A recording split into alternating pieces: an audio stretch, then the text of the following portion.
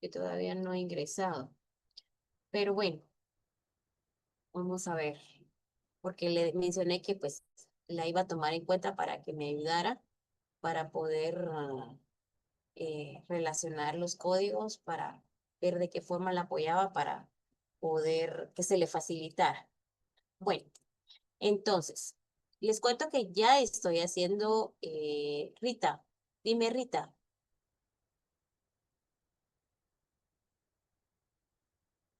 Rita, espera, dame un segundo. Perdón, no he activado la opción de hablar. Dime Rita. Hola Lita, ¿cómo estás? Soy yo la que le hablé de relacionarlos. ¿Verdad que sí? Sí, yo sabía que había alguien. Qué gusto, Rita. Bueno, entonces ahora de aquí en adelante me vas a ayudar para de verdad, eh, pues comprometerte que te pida algún artículo, tienes que buscarlo y vamos a relacionar los códigos con la finalidad de poderles apoyar. Bueno, les cuento que ya estaba haciendo en cada clase, tomo cierta parte de lo que hablamos y de una vez le voy dando forma a la evaluación. Eh, y me di cuenta que había una parte que todavía estaba pendiente. Voy a tratar de proyectarlo. Un segundo. Licenciada, disculpe, una consulta. ¿Cuánto tiempo tiene de iniciada la clase? Como no podíamos entrar solo para saber cuánto tengo que recuperar. Pues hace 6 minutos pude ingresar porque no tengo señal de internet, estoy compartiéndolo desde un teléfono, Ah, porque no ok, tengo señal de internet en casa. Ajá, muy amable, Liz, gracias. vaya, está bien. Bueno, miren, si se dan cuenta, no sé si pueden ya verlo, pueden ver la imagen, no sé si la pueden visualizar. Sí, ¿Sí? Bueno, no, bueno. Entonces, me di cuenta que había una parte que todavía estaba pendiente. Entonces, por ejemplo, puede ser que en una de la parte de la evaluación de la primera unidad venga a ser un cuadro comparativo. Recordemos que es una coalición y que es un sindicato, ¿verdad? Estamos hablando que la coalición pues no tiene más de 3 miembros, un sindicato tiene 20, no tiene principios que lo rigen la coalición, el sindicato sí, fundamento 207. La coalición tiene personalidad jurídica, no, porque es temporal, ¿verdad? El sindicato, pues obviamente estamos hablando que es una persona jurídica. Edad, no tiene edad, ¿verdad? Para poder ingresar a un sindicato, sí. El artículo 212 lo establece. Trámite de constitución, pues solamente se debe dar un aviso a la inspección de en el general de trabajo, ¿verdad? Que era lo que vimos el día miércoles. ¿Se recuerdan? Sindicato debe seguir un trámite en la Dirección General del Trabajo, artículo 216, 17 y 18. Con coalición, aquí estamos hablando que pues, el plazo de duración es temporal, media vez se solucionó, finalizó. El sindicato no, ¿verdad? Debe seguir el trámite ante la Dirección General de Trabajo, artículo 218. Finalidades, pues obviamente son transitorios, porque lo que logramos es un objetivo de un beneficio. Finalizó, terminó. Sindicato es permanente, según lo que dice el artículo 206. Instrumentos que pueden negociar. Aquí solo estamos hablando de actas, convenios, ¿verdad? O llegar directamente al arbitraje, 386. Sindicato puede suscribir contratos colectivos, pactos colectivos, convenios colectivos. Y finalizamos con esta parte. ¿Será que la coalición tiene estructura? No tiene, ¿verdad? No tiene órganos determinados. Pregunto, ¿un sindicato sí tiene una estructura?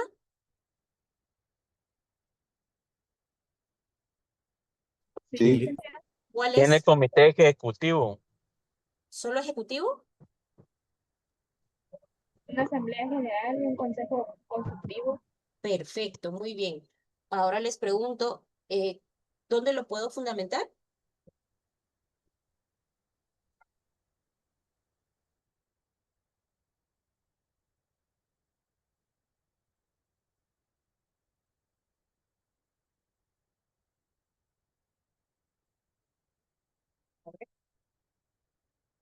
¿Dónde puedo fundamentar la Asamblea General, Comité Ejecutivo y Consejo Consultivo?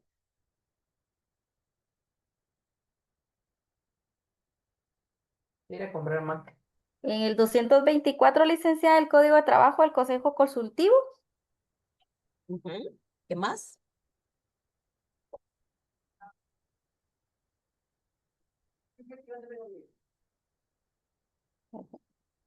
Artículo 222 y 223. Es correcta, 100 puntos. Asamblea General, 222, ¿sí? 223, habla del Comité Ejecutivo y el Consejo Consultivo, 224. Cuando hablo de la Asamblea General, pues obviamente, ¿qué pueden hacer ellos? Elegir a sus miembros, ¿verdad? Elegir a sus miembros del Comité Ejecutivo y del Consejo Consultivo por un periodo no mayor de 2 años. Remover el total o parcial de los miembros del Comité Ejecutivo y Consejo Consultivo, cuando así lo ameritan las circunstancias y de acuerdo con los estatutos. C, aprobar la confederación inicial y reformas posteriores de los estatutos. Bueno, y todo lo que menciona en relación a lo que es la literal A, la literal M, de todo lo que puede hacer una asamblea general. El Comité Ejecutivo, artículo 223. Fundamento de integración del Comité Ejecutivo se rigen por estas reglas. La literal A, aquí estamos hablando de sus funciones. Si quiere, póngale ahí funciones a la literal A. Es el encargado de ejecutar y cumplir los mandatos de la Asamblea General que consten en el libro de actas y acuerdos que existan los estatutos o las disposiciones legales. Sus funciones son, en consecuencia, puramente ejecutivas y no le dan derecho a sus miembros para arrogarse atribuciones que no le hayan sido conferidas. Muy bien, ahora la literal B, póngale requisitos. El Comité Ejecutivo tiene 3 requisitos. ¿Cuáles son? Ser guatemalteco de origen, trabajadores de la empresa o empresas.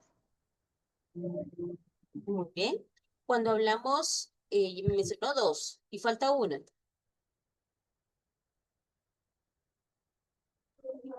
La profesión o oficio. Exacto. 1, guatemaltecos de origen.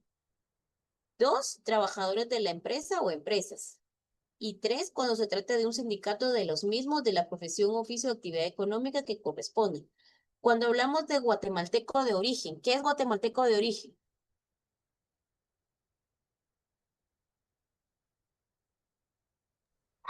Él nació acá en Guatemala. Nacido aquí en ¿Ok? ¿Cuál es el fundamento?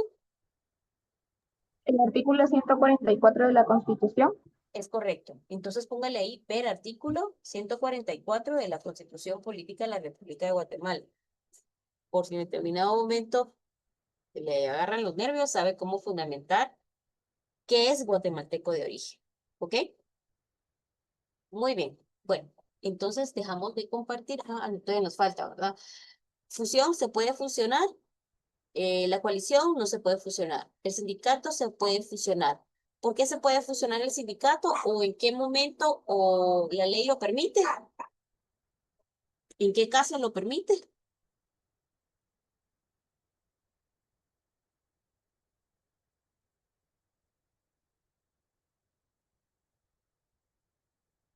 ¿Qué dice el artículo?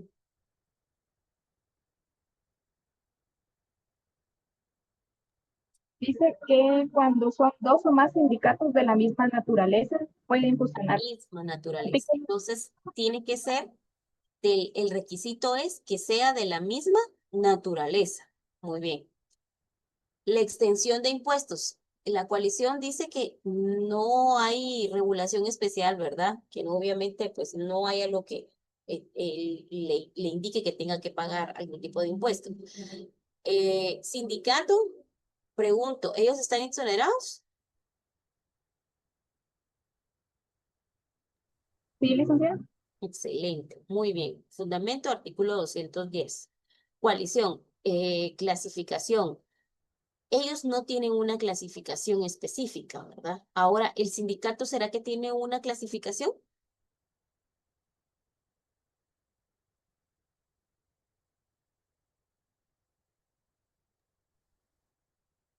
¿No es eso de rojos, amarillos, los colores, Linda? No. ¿Qué dice el Indica artículo que la 215? 215, licenciada. Ajá, ¿qué dice? Los sindicatos se clasifican por su naturaleza en urbanos y campesinos y en gremiales, literal A y B de empresa. Lo leo todo de corrido. Ajá. ¿Cuáles son las tres clasificaciones? Urbanos y campesinos. Y dice, y en A, gremiales cuando están formados por trabajadores de una misma profesión o oficio o si se tratara de patronos de una misma actividad económica. B, de empresa cuando están formados por trabajadores de varias profesiones u oficios que prestan sus servicios. Número 1, en una misma empresa o número 2, en dos o más empresas iguales. C, de industria, cuando están formadas por trabajadores de varias profesiones u oficios que prestan sus servicios en una empresa de una misma industria y representan la mitad más uno de los trabajadores y o empresarios de esa actividad. Correcto. Entonces, cuando hablamos de sindicatos campesinos y urbanos, hablamos de una clasificación según su naturaleza. Y cuando hablamos del 215, hablamos de una clasificación por su conformación, ¿verdad? Hay que hacer esa separación entre naturaleza y conformación. Muy bien. Ahora bien, ¿será que se pueden disolver la coalición? Sí, media vez se solucione, pues obviamente lo que ellos están buscando se disuelve. El sindicato se necesita un trámite para la disolución y el trámite está establecido en el 228. La coalición, ¿cómo acreditar su personería? Pues obviamente en un acta de constitución, un acta que acuerde el planteamiento del conflicto. El sindicato obviamente solo puede puede realizar certificaciones de personalidad jurídica extendido por el Departamento del Registro Laboral del Ministerio de Trabajo y Previsión Social, certificaciones de acta de Asamblea General Extraordinaria, artículo 41. Muy bien. Entonces, esta parte era la que estaba pendiente de terminar de compartir, porque puede ser que en el examen le digo, mire, hágame un cuadro comparativo o con sus palabras explíqueme la diferencia de la coalición y un sindicato. O puede ser que yo le pida, mire, deme dos diferencias entre la coalición y un sindicato. Entonces, ¿por qué? Tiene que fundamentarse. Ahora bien, les pregunto, en qué momento eh, ¿en qué momento el sindicato tiene inamovilidad las personas? ¿Y quiénes?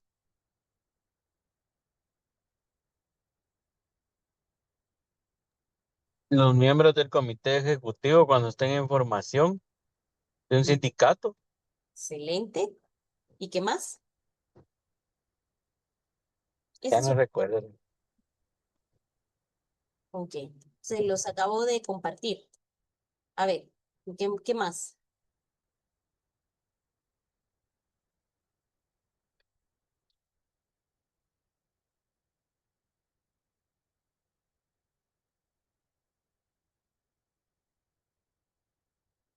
A ver. ¿Cuál es el fundamento de cuando me dijo de que estaban en formación? ¿Cuál es el fundamento? Artículo 209, Ligda. Es correcto. ¿Qué dicen? Los trabajadores no podrán ser despedidos por participar en la formación de un sindicato, gozan de inamovilidad a partir del momento en que dan aviso por cualquier medio escrito a la Inspección General de Trabajo, directamente o por medio de la delegación de esta en su jurisdicción, que están formando un sindicato y gozarán de esta protección hasta 60 días después de la inscripción del mismo. Si se incumpliere con lo establecido de este artículo, él o los trabajadores afectados deberán ser reinstalados en 24 horas y el patrono responsable será sancionado con una multa equivalente de 10 a 50 salarios mínimos mensuales y vigentes para las actividades no agrícolas, debiendo además pagar los salarios y prestaciones económicas que estos hayan dejado de percibir. Si el patrono persiste en otra conducta por más de 7 días, se incrementará en un 50% de la multa incurrida. ¿Ok? Ahora me lee el artículo 223, literal D, por favor. Muy bien. Artículo 223. Sus miembros deben, y literal B me dijo, ¿verdad? Desde dado. Los miembros del comité ejecutivo gozan de inamovilidad en el trabajo que desempeñen durante todo el tiempo que duren sus mandatos y hasta 12 meses después de haber cesado en el desempeño de los mismos. Dichos miembros no podrán ser despedidos durante el referido periodo, a menos que incurran en causa justa de despido, debidamente demostrado por el patrono en juicio ordinario ante el Tribunal de Trabajo competente. El beneficio que se establece en este inciso corresponde igualmente a todos los miembros del Comité Ejecutivo Provisional de un sindicato en vías de organización. Para tener derecho al mismo deben dar aviso de su elección a la Inspección General de Trabajo, gozando a partir de tal momento de ese privilegio. Perfecto. Entonces, en pocas palabras, ¿cuál es el otro escenario donde gozan de inamovilidad? Los miembros del Comité Ejecutivo. Los miembros del comité ejecutivo y solamente los miembros, o sea, es miembro y goza de inamovilidad. ¿Qué más?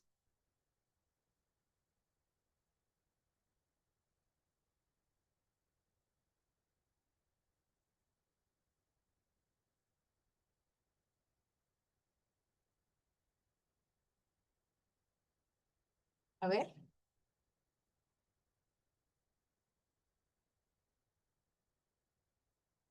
¿Qué es lo que dice?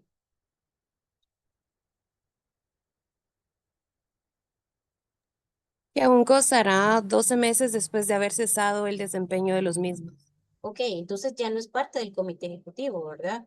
Entonces no solamente el comité, sino que al finalizar goza la protección 12 meses después. Ahí ya no es parte del comité. Fue parte, sí, pero ya no es el comité. Ok, entonces, ojo con eso, ¿verdad? Y también en el segundo párrafo de la literal D, ¿qué dice?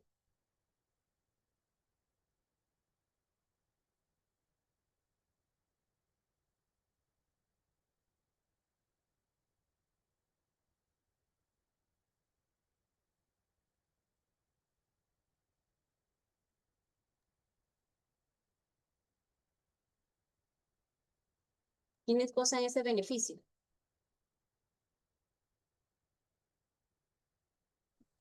Dice, el beneficio que se establece en este inciso corresponde igualmente a todos los miembros del Comité Ejecutivo Provisional de un sindicato en vías de organización. Ahí está. Tiene la respuesta. Los miembros del comité ejecutivo incluso gozan de este beneficio 12 meses después de haber finalizado, obviamente, el mandato, ¿verdad? Y también este beneficio le corresponde a todos los miembros del comité ejecutivo. ¿En qué? En formación. Ok. Ahora sí, tenemos claro la postura en relación a la inamovilidad. Ok, muy bien. A ver, vamos, por favor. Solamente una aclaración para los que les está llegando el manual. Les está llegando pues un separador con un QR. Ese QR va a servir para que 3 días antes de la evaluación nos vamos a unir a una clase donde vamos a repasar porque veo que hay un poquito de debilidad en el área Derecho Procesal del Trabajo. Vamos a abarcar una media hora para ver lo que es el área procesal individual y posteriormente pues vamos a resolver algún tipo de duda, ¿verdad? En el área procesal colectiva, pero es 3 días antes del examen y va el QR dentro de un separador para que usted se pueda incluir, pero todavía no. Son 3 días antes, incluso yo le voy a avisar cuando pueda ingresar, ¿ok? Bueno, hago la observación para los que pues me preguntan para qué es el separador. Victoria, Lista, perdone, buenas noches. A mí no me llegó el separador en el librito. no lo tiene. Bye. No. Entonces, no se preocupe porque yo tengo los teléfonos y tengo el correo. Entonces, yo me cercioro si no está, yo lo voy a agregar a través de enviándole un link, ¿sí? Ok, muchas gracias. Ok, Muy bien. Historia y evolución del derecho procesal colectivo del trabajo. Bueno, el derecho procesal colectivo del trabajo es una rama del derecho laboral enfocada a la tramitación y resolución de los conflictos que afectan a los grupos trabajadores frente a sus empleadores. Incluye todos los procedimientos legales relacionados con, entonces, cuando hablamos todos los procedimientos legales en lo que es el derecho procesal colectivo del trabajo, hablamos en relación a la huelga. Cuando hablamos de huelga, ¿cuál es su fundamento y cuál es la definición?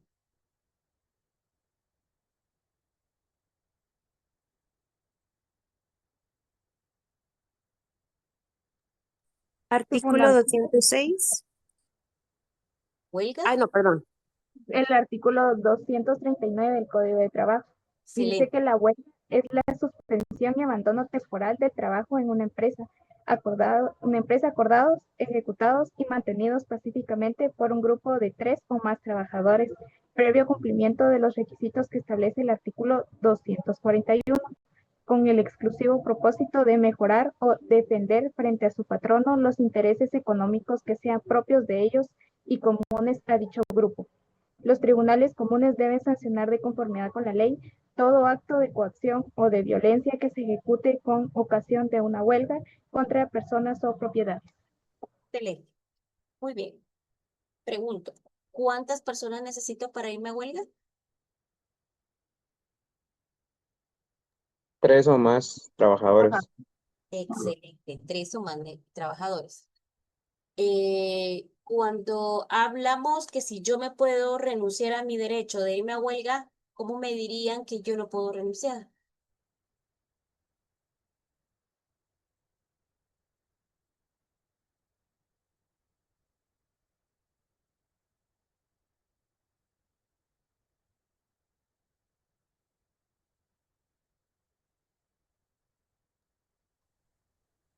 La irrenunciabilidad de los derechos laborales en el artículo 106 de la Constitución, Lita.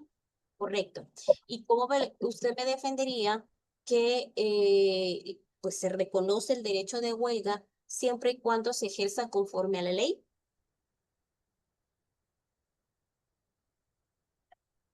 El artículo 12 del Código de Trabajo.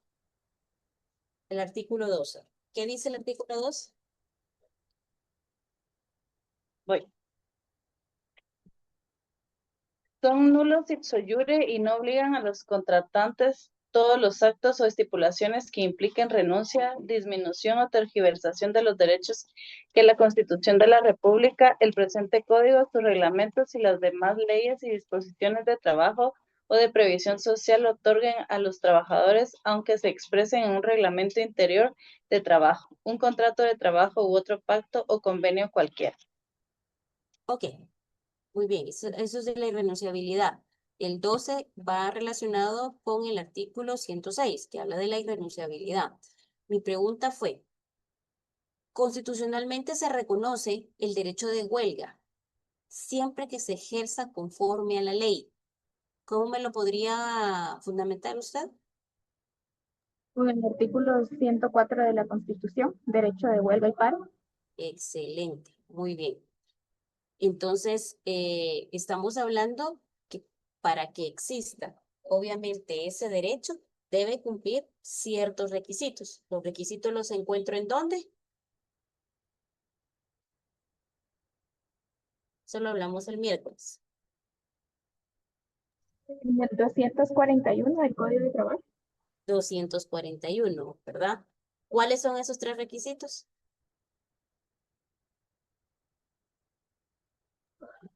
Ajustarse a lo dispuesto en el artículo 239, agotar los procedimientos de conciliación y constituir la mitad más uno del total de los trabajadores que laboran en la respectiva empresa. Muy bien. Entonces, ya vimos lo que es la huelga, fundamento, ya vimos que es la negociación colectiva, en qué consiste. La negociación colectiva, perdón, ¿cuál es el fundamento de la negociación colectiva? ¿Lo vimos el miércoles?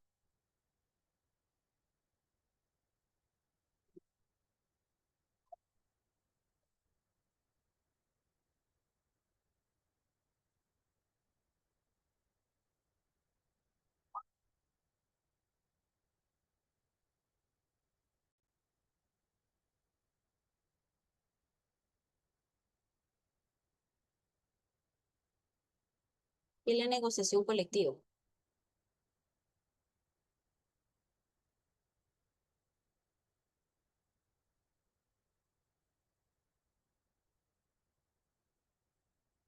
Y también a El Katia. artículo 106 de la Esto es. Constitución, licenciada. A ver, ¿qué dice? Ahorita voy. Y el artículo 12 también del Código de Trabajo. Pero Correcto. hablamos que el 106 y el 12 habla de la irrenunciabilidad. Yo les estoy preguntando qué es la negociación colectiva. Artículo 374, Ligda. ¿Qué dice? Patronos y trabajadores tratarán de resolver sus diferencias por medio del arreglo directo, con la sola intervención de ellos o con la de cualesquiera otros amigables componedores. Al efecto, los trabajadores pueden constituir consejo o comités ad hoc o permanentes en cada lugar de trabajo, compuestos por no más de 3 miembros, quienes se encargarán de plantear a los patronos o a los representantes de estos verbalmente o por escrito sus quejas o solicitudes. Dichos consejos o comités harán siempre sus gestiones en forma atenta y cuando así procedieren el patrono o sus representantes no pueden negarse a recibirlos a la mayor brevedad que les sea posible. Ok, ¿eso no será el comité ad hoc en lo que es el arbitraje?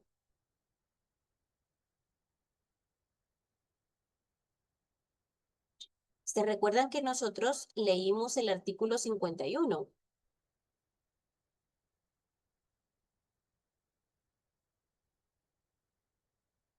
Sí, licenciada. Es la vía directa, ¿verdad?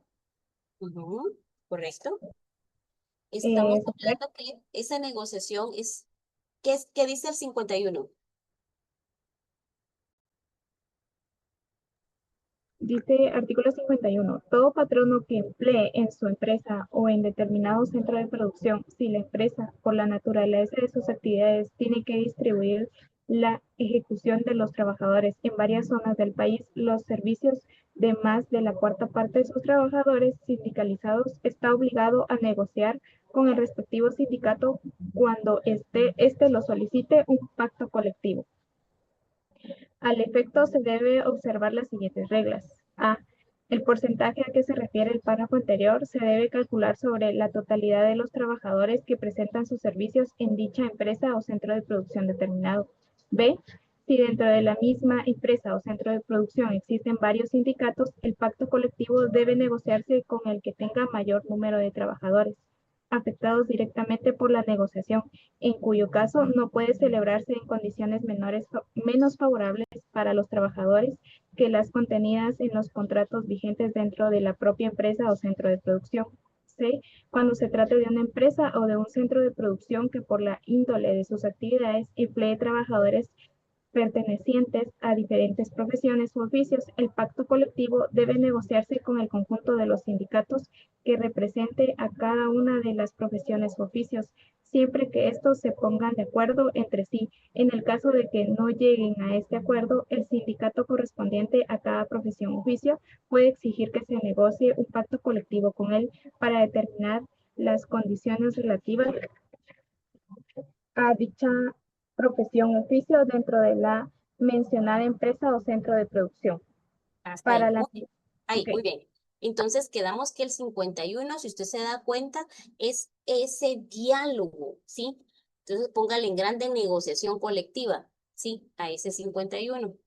¿Por qué? Porque es el diálogo mediante el cual los trabajadores, obviamente organizados por medio de un sindicato, es el artículo 206, ¿verdad? O uno o varios empleadores, discuten las condiciones que pues obviamente deben presentarse en el trabajo, con el propósito de alcanzar un acuerdo, ¿sí? De un beneficio en la colectividad, ¿cierto? Entonces, ¿qué significa negociar? Un concepto, ¿qué es negociar? Llegar a un acuerdo. ¿Qué manda?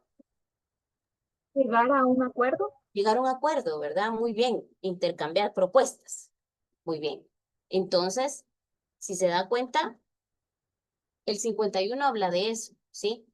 Analizar las posibilidades, ¿verdad? De que sí podemos llegar a un acuerdo. Ahora bien, ¿qué es la colectividad?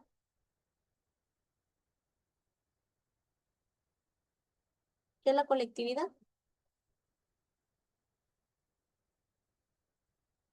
¿Será una persona o son varias? En este caso, Vaya, son Dick. trabajadores. Entonces, si hablamos de negociar y unimos las dos palabras, negociación colectiva, estamos diciendo que es intercambiar una propuesta, ¿verdad? Pero no se va a negociar con una sola persona, ¿verdad? Sino que se negocia obviamente con una colectividad con la condición, ¿verdad? De poder llegar a un acuerdo para poder beneficiar a un conjunto, obviamente, de trabajadores, ¿verdad?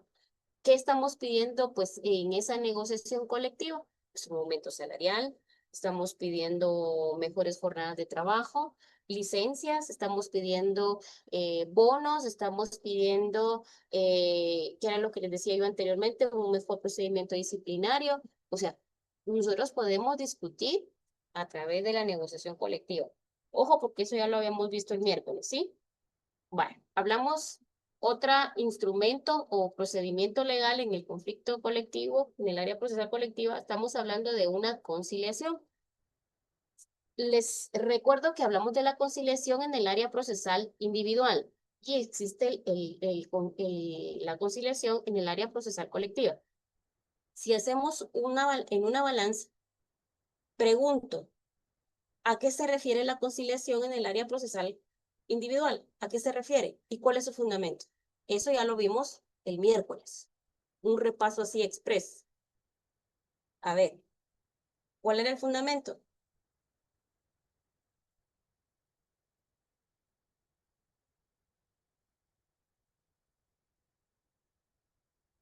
A ver. Licenciada, será el 340 del Código de Trabajo. El segundo 340, párrafo. segundo párrafo. Segundo Correcto. ¿En párrafo. qué momento se da la conciliación?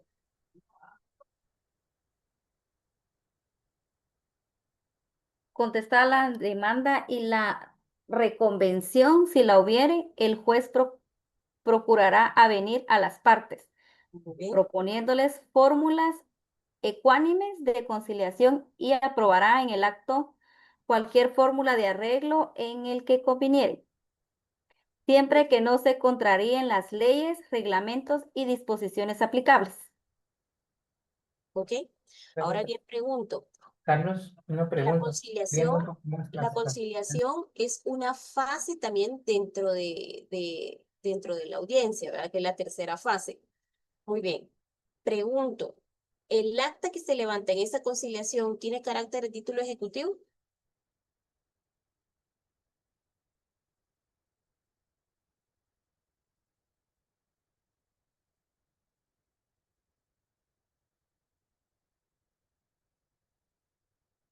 Pues no sé si estoy bien, licenciada, pero dice que sí tiene título ejecutivo y está en el organismo judicial, en el 66 literales.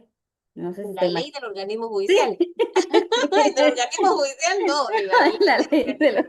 Perdón. Ok, bueno, muy bien. Excelente. Entonces, esa acta que se levanta en la audiencia tiene título ejecutivo, ¿verdad? Muy bien. Ahora bien, si se da cuenta, ya vimos lo que es la huelga, ya entendemos qué es una huelga, cuántas personas necesito, cuál es su fundamento. Cuando hablamos entonces otro procedimiento, pues hablamos de la negociación colectiva. Esto que estamos repasando acá es lo que usted vio en el sexto semestre. Ya yo lo estoy repasando como que a grandes rasgos, pero eso es lo que usted vio en el sexto semestre. La negociación colectiva. La negociación colectiva es ese acuerdo, ¿verdad? Ese intercambio, pues obviamente, como dice, pues un intercambio de ideas, ¿verdad? Para poder llegar a un acuerdo para beneficiar a un grupo de personas. Bueno, cuando hablamos de la conciliación, entonces, ¿qué es la conciliación?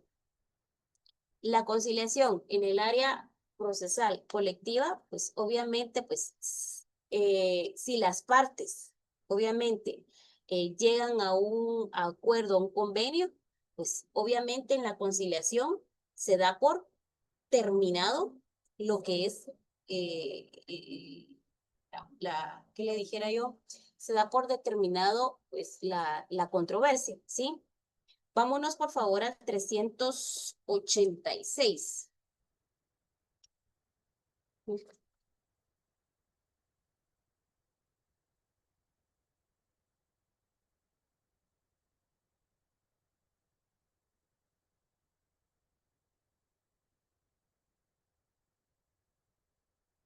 ¿Sí?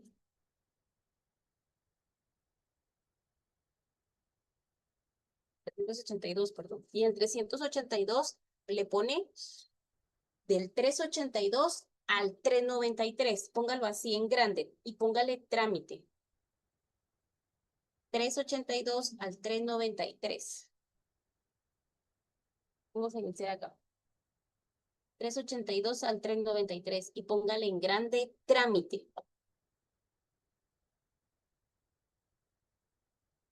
Dice, dentro de las 12 horas siguientes a recibido el pliego de peticiones, el juez de trabajo de previsión social procederá a la formación del Tribunal de Conciliación de conformidad con lo preceptuado en el artículo 294.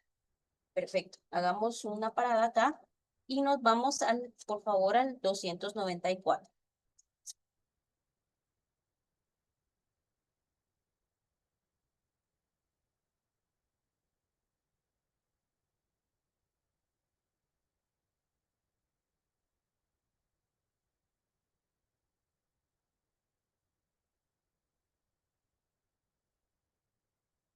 Ok.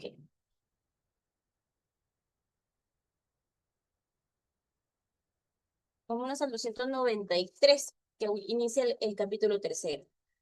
La finalidad esencial de los tribunales de conciliación y arbitraje en materia es mantener un justo equilibrio entre los diversos factores de la producción, armonizando los diversos derechos del capital y del trabajo. Cada tribunal se integra así.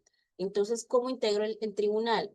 Un juez de trabajo y previsión social que lo preside, un representante titular, 3 suplentes de los trabajadores, un representante titular y 3 suplentes de los empleadores. Entonces, yo necesito prácticamente, de un lado, un representante titular y 3 suplentes de los trabajadores, y del otro lado necesito un representante titular y 3 suplentes de los empleadores, y en medio, pues se va a encontrar lo que es un juez de trabajo y previsión social. Así es como se forma lo que es este tribunal. El 294 dice, los tribunales de conciliación y arbitraje tienen carácter permanente y funcionan en cada juzgado que por designación de la Corte Suprema de Justicia conozca en materia laboral. Perfecto. Entonces, pero ¿cómo se van a designar según lo que me dice el artículo 294? Bueno, resulta que el 295, los representantes de los trabajadores y empleadores serán propuestos. Muy bien. Por ejemplo, por darle una idea, el Ministerio de Finanzas necesita proponer, pues obviamente, pues a la parte trabajador, a la parte empleadora. Y resulta que los trabajadores de finanzas también necesitan proponer, pues, obviamente, a la parte trabajadora. Entonces, ellos van a hacer un listado, ¿sí? El cual se va a ir a entregar. ¿A quién se le entrega? Se le entrega a la Corte Suprema de Justicia. ¿Hay un lapso de tiempo para poder entregar ese listado? Pues, usted lo puede entregar, ¿qué le dijera yo? En agosto, septiembre, octubre, pero resulta que el último día hábil del mes para poderlo entregar es el último día hábil del mes de noviembre de cada año, para que este califique dentro de los 15 días siguientes.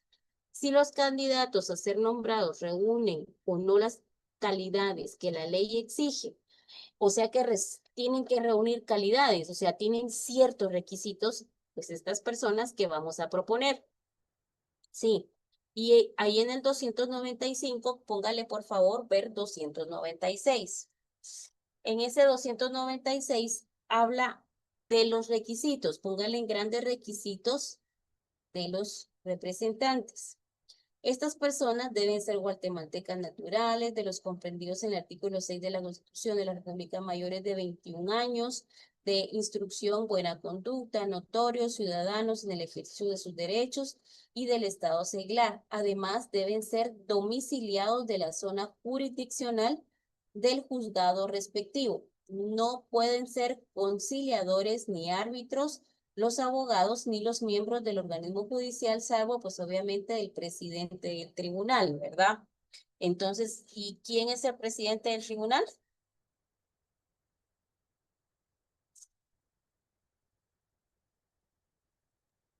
Un juez de trabajo y previsión social.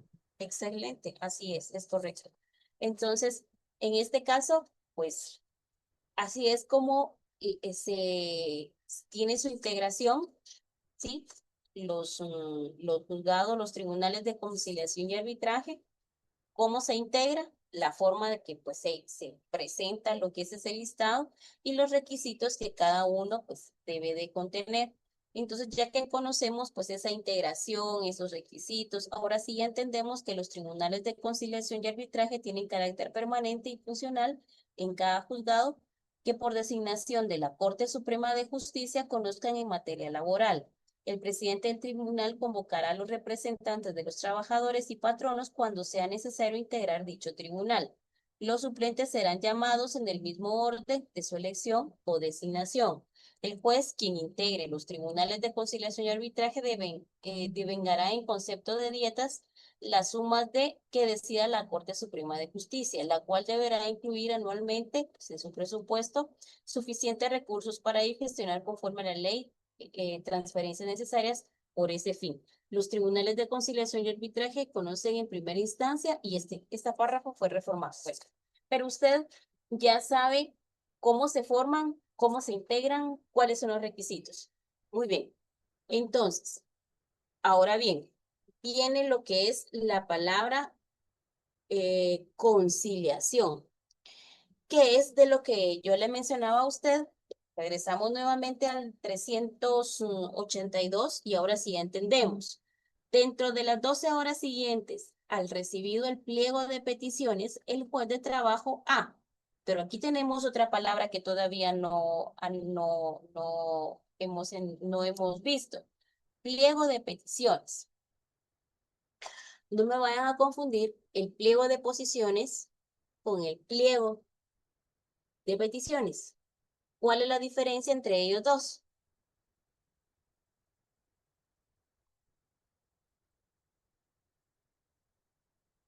¿Cuál es la diferencia?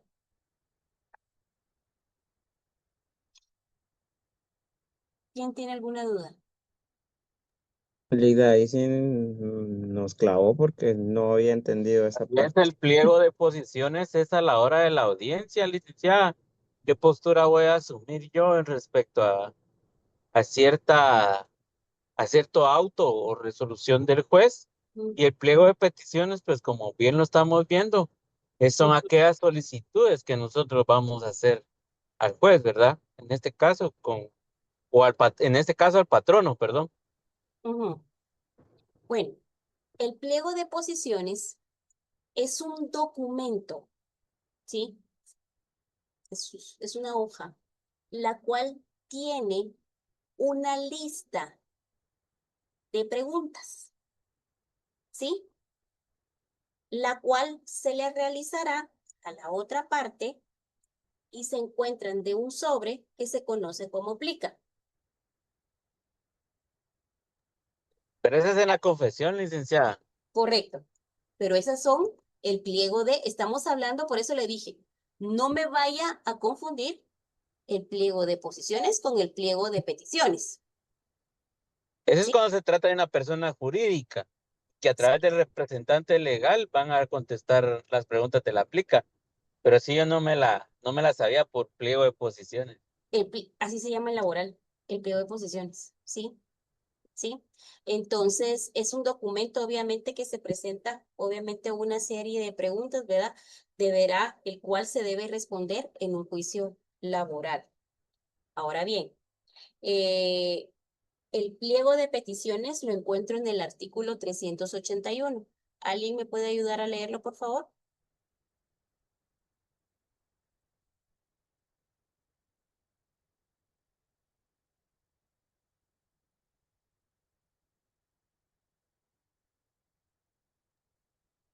El artículo 381.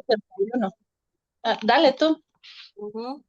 El ¿Quién me pliego puede- de peticiones ha de exponer claramente en qué consisten estas y a quién o a quiénes se dirigen, cuáles son las quejas, el número de patronos o de trabajadores que las apoyan, la situación exacta de los lugares de trabajo en donde ha surgido la controversia, la cantidad de trabajadores que en estos prestan sus servicios y el nombre y apellidos de los delegados y la fecha. La Ok, solicitud debe contener el juez al que se dirige, los nombres, apellidos y demás generales de los delegados, lugar para recibir notificaciones, que debe establecerse en la población en donde tenga su asiento el juzgado, el nombre de la parte emplazada, dirección en donde deba ser notificada esta, la indicación de que se adjunta por duplicado el pliego de peticiones y la petición de trámite conforme las reglas de los artículos que preceden. Si la solicitud presentada no llena los requisitos legales, el tribunal de oficio la corregirá mediante acta. Inmediatamente dará trámite a la solicitud. ok. Entonces, si se da cuenta, el pliego de peticiones tiene 8 características. Uno, si quiere le puede colocar numerito 1. Ha de exponer claramente en qué consiste estas. Cuando habla de qué consiste esta, estamos hablando de las peticiones. Número 2, a quién o a quiénes van dirigidas. ¿Sí? Número 3, cuáles son las quejas. Número 4, número de patronos o de trabajadores que las apoyan. Número 5, situación exacta de los lugares de trabajo en donde han surgido la controversia. Número 6, la cantidad de trabajadores que en estos prestan sus servicios. Número 7, el nombre y apellidos de los delegados. Y número 8, la fecha. ¿Sí?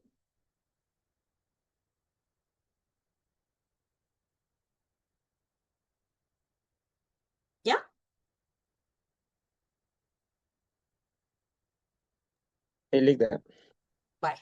Entonces, cuando hablamos en relación a lo que es el pliego de peticiones, pues si se da cuenta, estamos hablando, pues obviamente, que es claramente en qué consisten las peticiones que nosotros queremos poder alcanzar. Obviamente, a quién se la estamos dirigiendo. Si vamos, por ejemplo, en relación al pliego de posiciones que se mira en un juicio ordinario laboral, es cuando el trabajador, ¿verdad?, le realiza, pues, obviamente, una pregunta a la otra parte y esa pregunta solo puede ir en 2 caminos, en sentido afirmativo o en sentido negativo, ¿verdad? Entonces, por ejemplo, cuando se le aplica, el juez evalúa, obviamente, las preguntas, pasa a la parte demandada, lo juramenta, le dice pues obviamente que debe absolver obviamente las preguntas en sentido afirmativo o negativo, ¿verdad? Y debe obviamente contestar. Esa es la forma, el pliego de posiciones. Ahora bien, el pliego de peticiones en materia colectiva, pues obviamente son estas 8 características que vamos a profundizar más adelante. Pero ¿por qué lo traigo a colación? Porque el 382 me dice que dentro de las 12 horas siguientes de recibido el pliego de peticiones, o sea, estas preguntas, el juez de trabajo y previsión social procederá a la formación del Tribunal de Conciliación de conformación con lo preceptuado en el artículo 294, que notificará a la otra parte por todos los medios a su alcance que deben nombrar dentro de 24 horas una delegación análoga a la prevista en el artículo 377, bajo apercibimiento de hacer de oficio o en caso de desobediencia de sus miembros que deben cumplir con señalar el lugar para recibir notificaciones en la población donde tiene su asiento el tribunal y en caso de que no lo hicieren, se les seguirá haciendo en el lugar de que no hiciera, y en caso de, perdón, casi que no leo acá, tribunal, y en caso de que no lo hicieran, se les seguirá haciendo en el lugar señalado por la parte emplazante o por los estrados del tribunal de dicho lugar, no tuviere ubicado en la sede del mismo. Muy bien, entonces, esta es la conciliación. Si vamos a leer, por favor, el 104 de la Constitución Política de la República de Guatemala, 104, si es tan amable. Voy a buscar mi Constitución. ¿Quién me puede leer, por favor? Espérate. 104 de la Constitución dice: se reconoce el derecho de huelga y para efectos de conformidad con la ley, después de agotado el procedimiento, ¿qué? De conciliación. Ok. Entonces, si se da cuenta, después de la conciliación, de agotado todo este procedimiento que vamos a entrar a conocer del artículo 382 al 393, entonces podemos hablar de la huelga y el paro. Entonces, hablamos de los procedimientos legales relacionados con la huelga, negociación colectiva, conciliación y lo que es el arbitraje. El arbitraje lo encuentro a partir del artículo 397. Hay dos tipos de arbitraje. Váyase por favor al 397.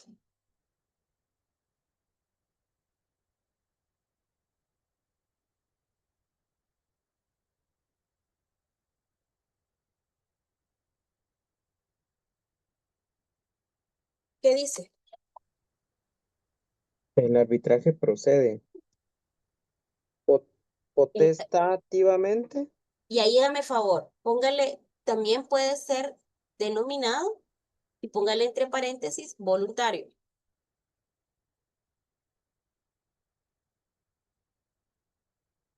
Ok, ¿qué más dice? A. Cuando las partes así lo acuerden, antes o inmediatamente después del trámite de conciliación. Y, inciso B, cuando las partes así lo convengan, una vez se hayan ido a la huelga o al paro, calificados de legales. 2. Obligatoriamente. Inciso A. En los casos en que, una vez calificados como legal la huelga o el paro, transcurra el término correspondiente sin que se haya realizado. Inciso B.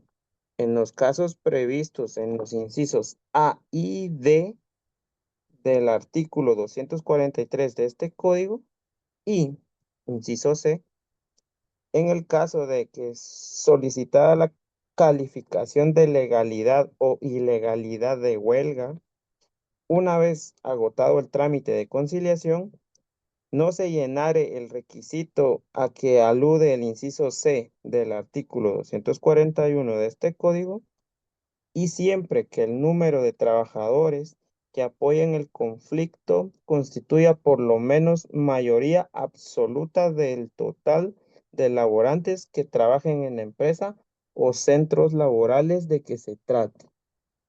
En Ahí. el caso. Hasta ahí, gracias. Entonces, si se da cuenta, el arbitraje, estamos hablando que es un procedimiento mediante el cual un tribunal de arbitraje conoce un conflicto entre quién, entre trabajadores y empleadores. Obviamente, pues, analizan todos sus argumentos, sus pruebas y llegan entonces a dictar una sentencia o un laudo arbitral. De hecho, cuando lleguemos a esta parte de profundizar lo que es el arbitraje, les voy a enseñar una sentencia de un laudo arbitral. Bien, ¿cuál es la finalidad? Pues ponerle fin, ¿verdad? Para que no haya una discusión indefinida, ¿verdad? Sino que obviamente poderle poner una finalidad ¿a qué? A un aumento salarial que se estaba discutiendo, a una bonificación, a una licencia, a unas mejores jornadas que nosotros anteriormente habíamos mencionado, ¿verdad? Recordemos que el artículo 103 de la Constitución, que es el principio de tutelaridad, me está diciendo que el derecho de trabajo, pues obviamente son conciliatorias y tutelares para los trabajadores y obviamente que atienden todos los factores económicos y sociales, obviamente que sean sometidos a la jurisdicción privativa, ¿verdad? Entonces, también el artículo 104, ¿verdad? Que nosotros estábamos hablando acá, que hablábamos entonces que estos derechos podrán ejercerse únicamente por razones de orden económico-social. Las leyes establecerán los casos y situaciones en que no serán permitidas la huelga de paro también. Y es un derecho que nosotros podemos tener, al cual no podemos renunciar, como lo establece obviamente el 106 de la Constitución Política de la República de Guatemala, el cual está relacionado con el artículo 12 del Código de Trabajo.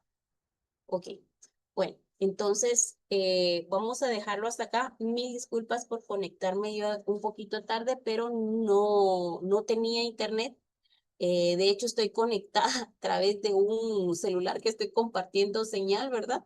Pero, pues para mí es un gusto estar aquí con usted.